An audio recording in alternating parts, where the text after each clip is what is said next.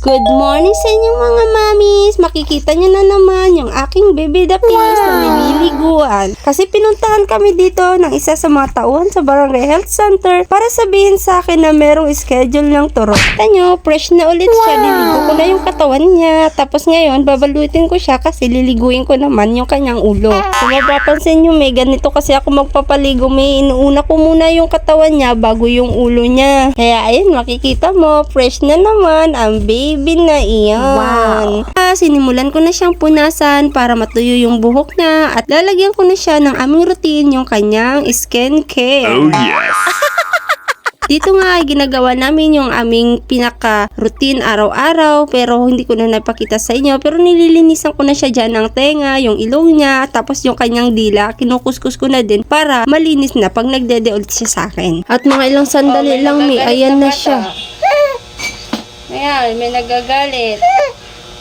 At dito nga, hindi pwedeng sayaw-sayaw lang dahil alam mo naman, pag merong baby, kailangan mo talaga ilabas ang talent mo. Ay naku, buti na lang di kami nito binato ng kapitbahay. Ilang segundo kami ay napatahan ko na siya at nailapag ko na siya at nakapagayak na ako sa sarili ko. At dito nga ay naghilamos na nga ako at ako ay magbibihis na lang dahil kailangan na namin pumunta doon. Kaya ayan naman, tamang mekos-mekos na lang muna ang mama para matapos na. At tips me para kay baby, make sure nyo na busog muna si baby bago mo siya pa-injectionan para mamaya tuloy-tuloy yung tulog niya. Pag bagong inject kasi ang baby, kailangan mo munang mag-rest at least 30 minutes bago mo sila ulit padidehin para tuloy-tuloy na yung tulog. At syempre, pagtas magdede, kailangan mo talagang ipa-burp muna si baby kasi kung hindi mo mapa-burp na kumi, delikado yan. Baka yung ibang gatas ay pumunta sa utak ng baby mo. Kaya kailangan mo siyang ipa-burp. At dito nga, nagbihis na rin ako, nagmamadali na rin ako at tinukuha ko na yung mga gamit na dapat namin dadalhin papunta ng health center. Naayos ko na nga yung gamit kong dadalhin ko, pati yung susi ng bahay. Tapos ilalagay ko na siya sa carrier para ready to go na kami. Dahil wala naman tayong taga-video me,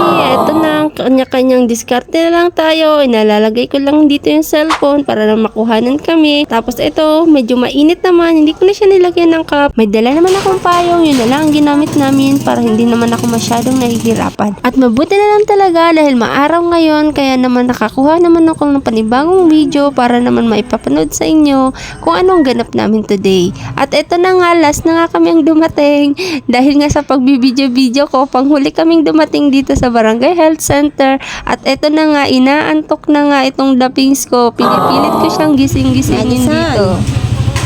Madi! Oy, gising! Hindi na gumigising. Oh no! Gising! Ayaw di ma! Tira mo. Tira mo.